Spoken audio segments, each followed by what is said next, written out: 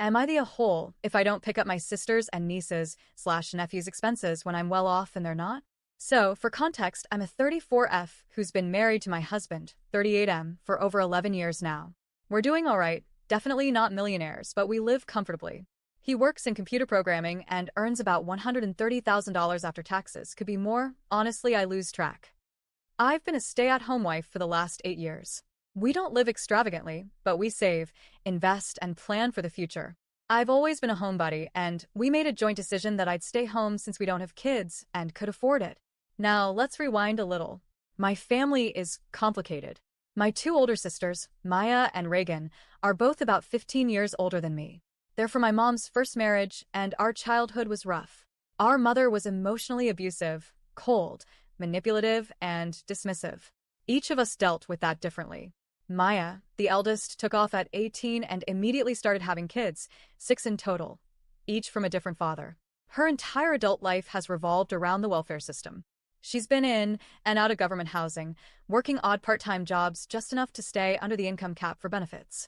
When her kids were older, she went to school and got a certificate in something, I forget what, but never seriously pursued a job. Her excuses always shift. There aren't jobs near me. If I move, I'll lose my housing. Nobody's hiring in my field, etc. Truthfully, even her own kids have started calling her out on how she just won't try. Reagan, my other sister, has worked most of her life, so I'll give her that. But her decisions? Not great. She was married at one point and actually doing okay. They had a house, a car, some savings. But then the marriage fell apart. I've heard rumors she cheated, but I don't know the full story, and she certainly never offered one. Since then, she's been in and out of toxic relationships, spending her money as fast as she gets it. Booze, cigarettes, takeout. It's like saving isn't even on her radar. I've tried not to judge too harshly. I know trauma can leave people stuck. But over the years, it's become painfully obvious that both of them see me as a kind of walking ATM. Maya is the worst about it, constantly guilt-tripping me, telling me how hard things are and making these passive-aggressive comments like, "Must be nice to stay home and not worry about the bills," or "Some of us don't have a man to pay our way." I usually just smile awkwardly and change the subject. A few years ago, my adult nephew asked me for money to buy skates so he could take his girlfriend skating. That was when it hit me. They don't even bother hiding it anymore. They see me as the rich auntie because I don't live paycheck to paycheck.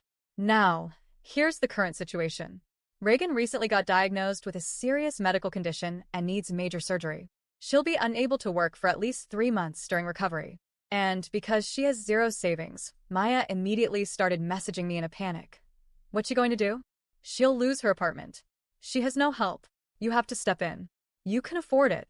For context, Reagan's monthly rent is about $1,400, and I estimated she'll need another $400 or so for groceries per month. Utilities, car payments, cell phone bills. Honestly, I don't even know the full total, but I guess we're talking $6,000 to $7,000 minimum across 3 months. And yes, they're asking me, not even directly, but through guilt and implication, to cover all of that. The thing is, it's not even me they're really asking, it's my husband. That's what irks me. I don't have independent income. So they're essentially suggesting he should float my sister's life for 3 months just because we're better off. And no, she hasn't looked into government assistance, EI, disability support, or even asked her adult children for help. When I offered to help her apply for assistance, she shrugged it off. When I offered to let her stay with us post-surgery so I could care for her directly, she turned it down. I even offered to go to her and help out, but that wasn't good enough either. Instead, she and Maya seemed to expect me to just write a check for everything. No strings, no plan, just hand it over because you're doing fine, right? It doesn't sit right with me. Not only because of the money itself, but because I feel like I've become the family's safety net by default. Our mother? Useless. When Reagan told her about the surgery, Mom just shrugged and changed the subject. Our dad passed away years ago. And our brother, well, he's well off too, but that's mostly because he was the golden child. Mom and Dad gave him multiple financial handouts over the years, help with college, a car, a down payment for a house. We girls? We got nothing. I just feel like, why is it always me? Why am I expected to fix this? I'm not heartless. I love my sister. I worry about her. I want her to be okay. But I don't think I should be expected to fund her entire recovery just because I happen to marry someone who's financially responsible. If she was trying, really trying, to pull herself up, I'd probably feel differently. But she won't even take the help I am offering. So, am I the a-hole if I say no? If I say, I love you, I'm here for you, but I'm not paying your bills while you refuse to help yourself? If I stick to my offer to help apply for programs and bring groceries and support her emotionally and physically, but not financially? Would love some outside perspective.